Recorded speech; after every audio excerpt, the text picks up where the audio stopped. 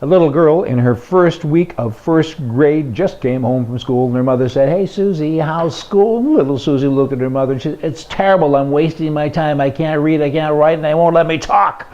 That's kind of cute. GOP, that would be the Grand Old Party / the Republican Party. In a recent email from them, they said this to me: President Obama has called for a surge in government spending. How much more can you spend? The president's reckless spending is no surprise. He's now at $7.5 trillion. That's the amount of debt that he's added to the national debt since taking office, in $3.4 billion. That would be billion, not the trillion, but this is pretty bad also. That's the average amount of debt that Obama has added to the national debt per day. $3.5 billion every day. I mean, when you get up this morning and when you go to bed at night, there's another $3.5 billion that the president has spent because of his policies. Are you with me? Are you writing this down? Okay, $21,695. That's the increase in the amount of debt per person in America since Obama took office. And again, to put this in perspective, just think about a 3-child and 2-adult family. Man, woman, 3 kids, 5 times that amount. I mean, you're in excess of $100,000 now that's been added to the debt of your household. Not a very nice thing. Write that one down too. Wow. Just the other day, I spoke of the 3.5 million feet of empty space in the huge old Packard building in Detroit, Michigan. And, and I talked a little bit about how Americans have lost their jobs. The jobs now are all in Japan or Hong Kong or some other foreign place. That's not very nice when you think about it. I got to tell you, the best social program is a job, and yet governments of the day, and they continue to do it today, and that is they want to ship jobs elsewhere. Like, look at Apple Computer and so many other places. I mean, these things that are made, they're not made in America. I mean, you know what? I think they should maybe change that. I think the government should go to another country and live and kind of leave the jobs at home. So many people are on food stamps and they don't want to be, they want to work. It's kind of hard to work when somebody's taking the work away from you.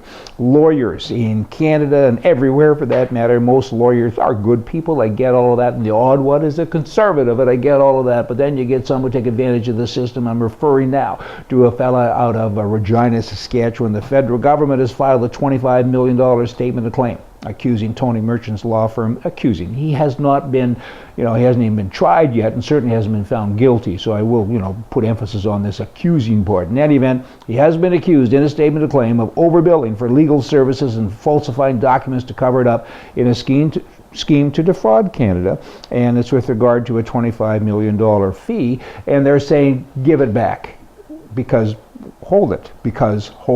I mean, if I took $25 million and said, oops, and I can't give it back, you end up going to jail. They're not asking for jail. His wife is a senator, and over the years he's received tens and tens of millions of dollars, $80 million for legal services in one particular claim here, apparently, of fees with regard to defending Indians in Saskatchewan. And I know many lawyers across the country who have made millions and millions of dollars out of the Indian system, because they're always suing everybody. That's all they do. And it's kind of like the lawyer, well, you can't. I had a story, and I'll keep that till the end. but you know what? They make so much money, and they do so little, and nothing ever gets accomplished. And I will tell you my story now, because it kind of fits. It's like the 35-year-old lawyer. He died, he went to heaven, and St. Peter said, welcome. And he said, I can't be here. I'm only 35 years old. St. Peter looked at the paperwork and said, well, according to the number of hours that you billed, you're 180. That's pretty much the story for lawyers. A recent gun buyback in Oregon is kind of an interesting thing. Liberals, it's a good thing they don't have minds, because they can't figure out some things, right? In any event, the police department in Newport, they offered gift cards to the superstore chain Fred Meyer in return for guns with no questions asked. We're going to give you these gift cards. What they overlooked is, of course, Fred Meyer sells guns, they sell ammunition, and the $25 gift card for high-capacity magazines the magazines are exactly like the ones that Fred Meyer sells for $8. So, of course, the good guys are lining up with the magazines, selling them for $25, and going a couple of steps and buying the same one back for $8, and they're doing similar things with firearms. They'd take a gun in, they'd get their $175 gift card for a gun that's worth $50, go across to Fred Meyer's and buy a brand new one for $60 or $75.